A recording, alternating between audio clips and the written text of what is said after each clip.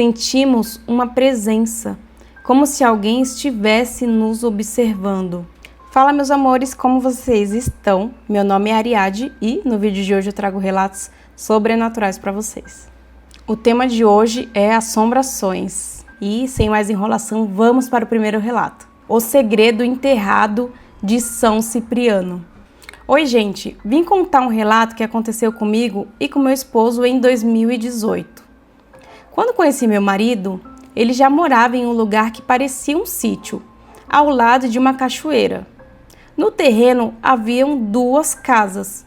A primeira ficava logo depois de uma ponte de frente para quem chegava. Era tipo um casebre. A outra ficava mais atrás, um pouco mais arrumadinha. Nós morávamos nessa casa de trás com as crianças e os cachorros que ele tinha. Quando cheguei para morar ali, já ouvi muitos comentários de que todo mundo que morava na primeira casa acabava falecendo. Eu não acreditei e perguntei o motivo, mas ninguém sabia explicar. Meu esposo então me disse que, à noite, às vezes se escutava gente chamando ou criança chorando. Mas ele avisou que não era para responder porque não era ninguém de verdade. Na época eu achei estranho e não levei muito a sério. Até que um dia aconteceu algo com ele. Estava chovendo e ele trabalhava de motoboy à noite. Quando chegou em casa, percebeu que tinha esquecido a chave da moto e voltou para buscá-la. Quando ele estava passando pela ponte da cachoeira, ouviu meu filho mais novo chorando. Na hora ele pensou que o bebê tinha acordado. Mesmo assim, continuou indo buscar a chave, porque a moto estava perto. Quando ele voltou para casa, o choro tinha parado. Ao entrar, viu que todos estavam dormindo e que ninguém tinha chorado. Ali perto morava um casal na primeira casa. Eles tinham vários gatos, e tanto o rapaz quanto os gatos viviam doentes. O homem bebia e usava drogas. Depois desses acontecimentos, comecei a observar mais as coisas. Só de me aproximar daquela casa, eu sentia algo ruim, como se tivesse alguém lá dentro me observando, mesmo com a porta sempre fechada. Com o passar do tempo, o rapaz que morava ali ficou muito doente e foi levado para o hospital. Os bombeiros tiveram que buscá-lo dentro de casa porque ele estava muito mal. Ele foi internado, mas acabou, vocês sabem, né, fazendo a passagem para outra vida no hospital. Mesmo depois disso, as coisas estranhas continuaram acontecendo. Um dia eu estava limpando as prateleiras do armário da cozinha na parte de cima. De repente, senti como se alguém colocasse a mão no meu ombro. Eu olhei para trás e não tinha ninguém. Na hora, repreendi aquilo e fiquei toda arrepiada. Lembro disso como se fosse hoje. Depois de mais ou menos um mês, outro casal foi morar na mesma casa onde o rapaz tinha falecido. Nós avisamos para eles que, se ouvissem alguém chamando à noite, não era para responder. O homem zombou da gente e disse que não acreditava nessas coisas. Uma semana depois, ele veio nos contar que tinha ouvido alguém chamando na parte de trás da casa. Só que lá atrás não tinha nenhuma casa, apenas mato. Ele disse que foi até lá ver quem era e, quando chegou, ouviu até barulho de onça. Como não encontrou ninguém, voltou para casa. No caminho de volta, disse que viu uma mulher passando pela ponte. Ele gritou para ver se ela respondia ou para tentar falar com ela, mas a mulher sumiu quando atravessou a ponte. Ele nos contou isso no dia seguinte. 5 dias depois ele ficou doente. Foi para o hospital, ficou internado e acabou desfalecendo, passando dessa para uma melhor também. Depois disso, fomos falar com os donos do lugar. Meu esposo trabalhava para o filho deles em um depósito de gás, que ele era motoboy desse depósito de gás. Então, fomos perguntar por que todas as pessoas que moravam naquela casa acabavam morrendo. O senhorzinho, que já era de idade, começou a rir e disse que debaixo daquela casa haviam coisas enterradas, como livros de São Cipriano. Não sei se é esse o nome correto. Ele falou que essas coisas não fariam nada conosco, desde que não entrássemos naquela casa. Mesmo assim, continuamos vendo coisas estranhas. Depois do dia que fomos perguntar sobre isso, os cachorros do meu esposo começaram a morrer um atrás do outro. Ele tinha 8 cães.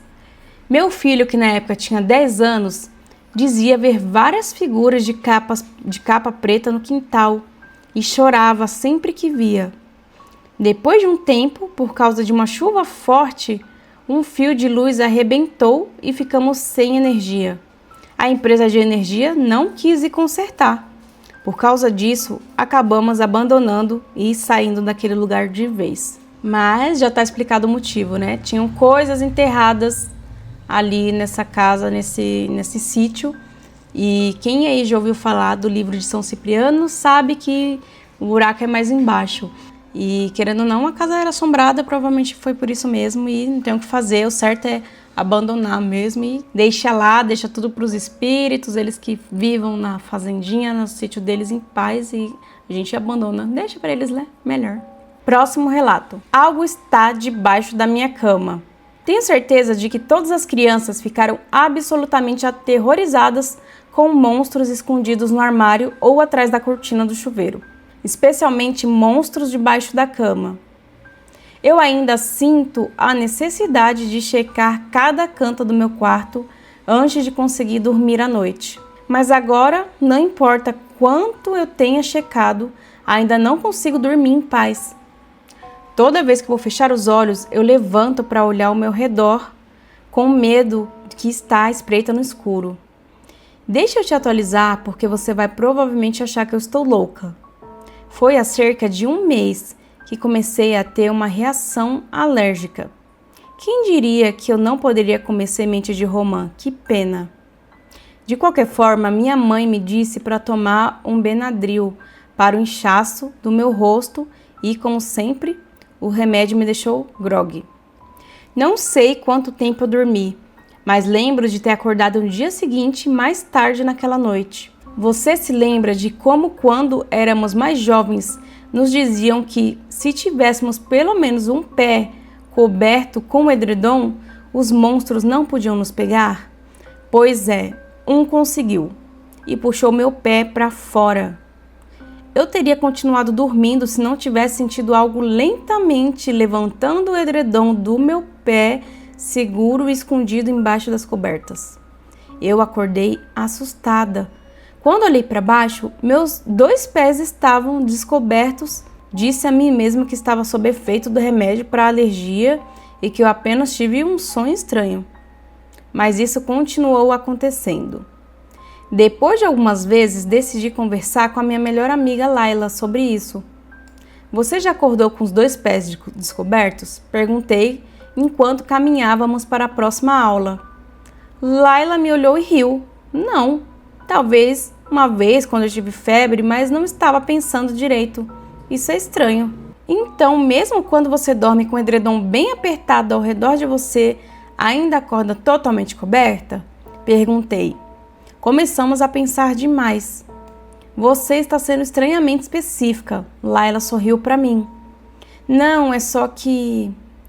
Pensei em como queria formular isso.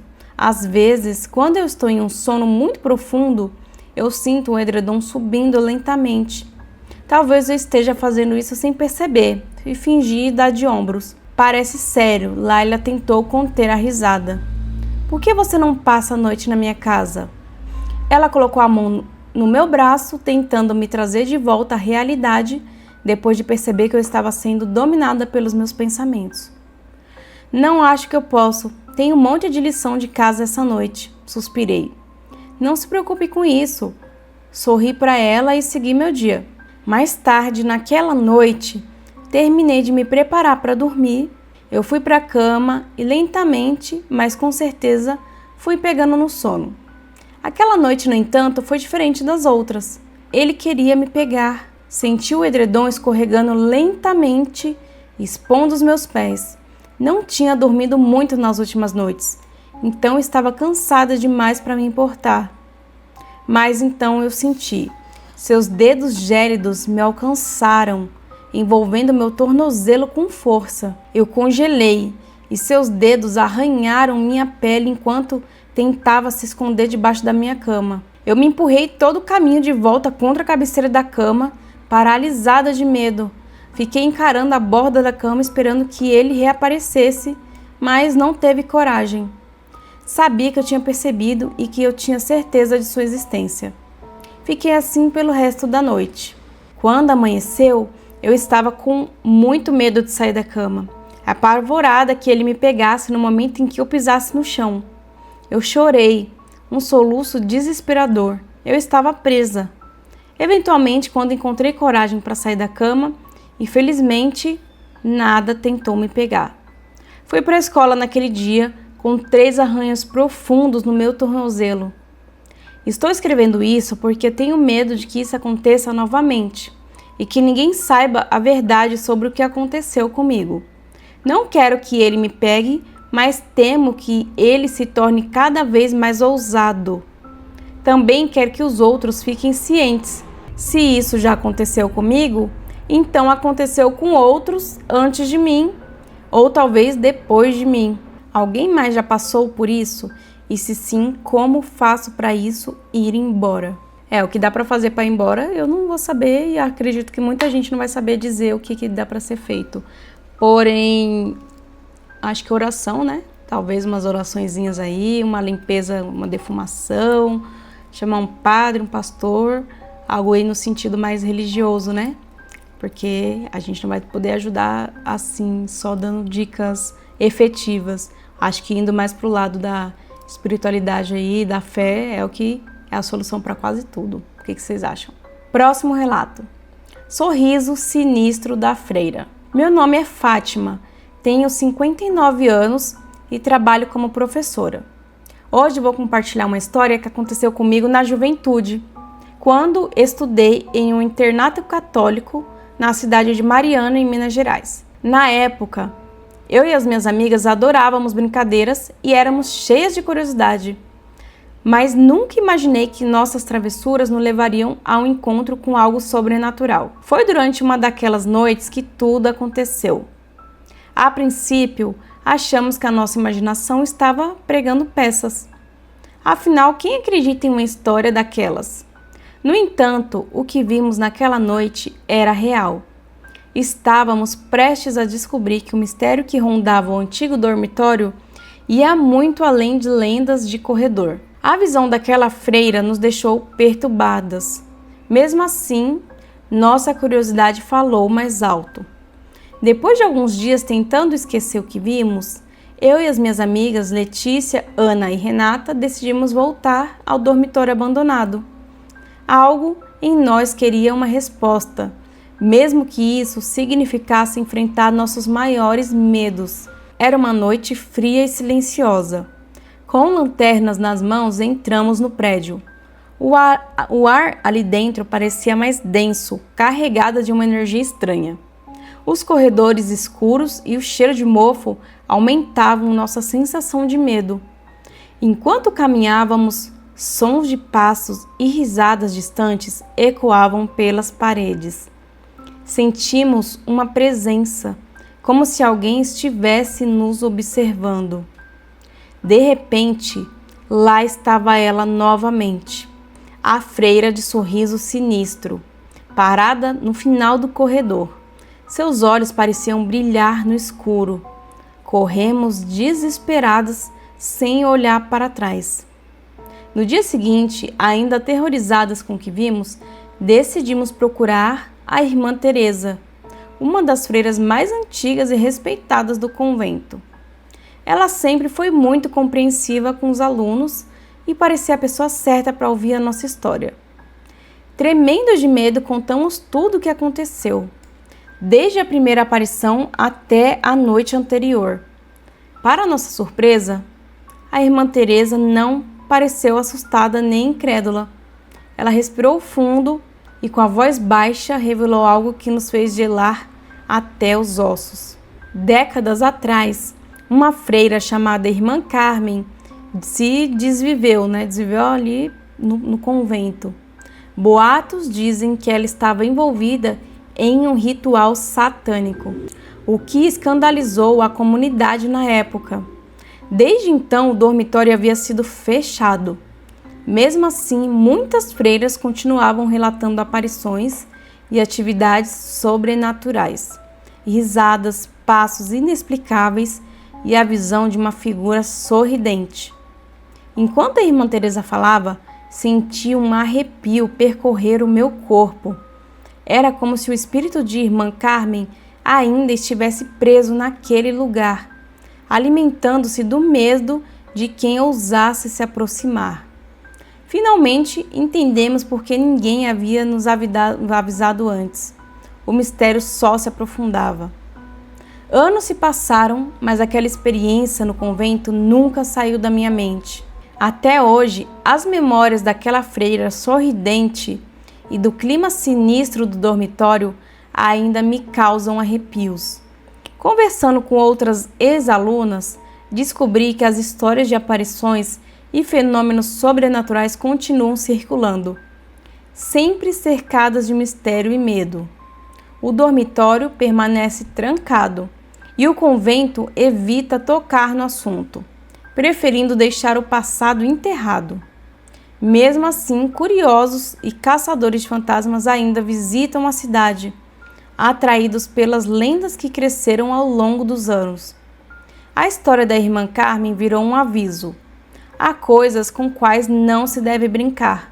Algumas portas, umas vezes abertas, nunca mais se fecham. Essa experiência mudou a minha forma de ver o mundo. Não sei ao certo se era o mesmo espírito da Irmã Carmen ou algo além disso, mas sei que não quero reviver aquele medo nunca mais. Assim como no filme da freira, que aquela figura é horrível, horripilante, eu imagino que ver uma assombração de freira deve ser uma coisa que você zerou a vida. Você não vai querer, vai se converter, não se converter, né? Porque senão você vai morar lá na casa das freiras. Mas vai tentar não ver o máximo possível de coisas com proteção, sal grosso, terço, vai se proteger de toda forma, porque eu acho que deve ser o ápice do terror, na minha opinião pelo menos, é ver uma freira desencarnada, assombrada, feia. O que vocês acham? Próximo e último relato. Esse aqui é curtinho. Próximo e último relato. Esse aqui é curtinho, é os relatos que eu conto lá nas minhas redes sociais. Dá uma olhadinha lá na rede vizinha e me segue lá pra me dar uma fortalecida. Vamos lá. Homem alto e vestido de preto. Isso aconteceu há uns 5 anos, hoje eu tenho 24 e na época eu tinha 19. Imagina, meio do Goiás no início dos anos 70. Metade dos goianos ainda vivia com luz de lampião. Minha avó contou de uma viagem com meu avô, minha mãe e meu tio. No meio da estrada de noite, uma luz forte começou a seguir o carro deles. O som deixou de funcionar. Depois o carro ficou estranho. Minha avó decidiu descer do carro e encarar a luz. Depois de um tempo, a luz subiu e desapareceu. Por que eu acredito nessa história? A minha avó, ela tem 60 anos de catolicismo. Nunca mentiu para mim. Nunca vi ela mentindo. E essa história, ela só me contou porque eu perguntei. Eu nunca vi um OVNI, mas depois dessa história eu estou sempre olhando para o céu. Bom, pessoal, esses foram os relatos de hoje. Eu espero que vocês tenham gostado de todos. Se você tiver algum relato, me manda aqui no e-mail ou deixa aqui nos comentários, tá? Se você gostou, dá um like aí para fortalecer o canal. Se você ainda não for inscrito, se inscreva. Obrigado por terem ficado até o final, tá? Um grande beijo e a gente se vê no próximo vídeo. Tchau!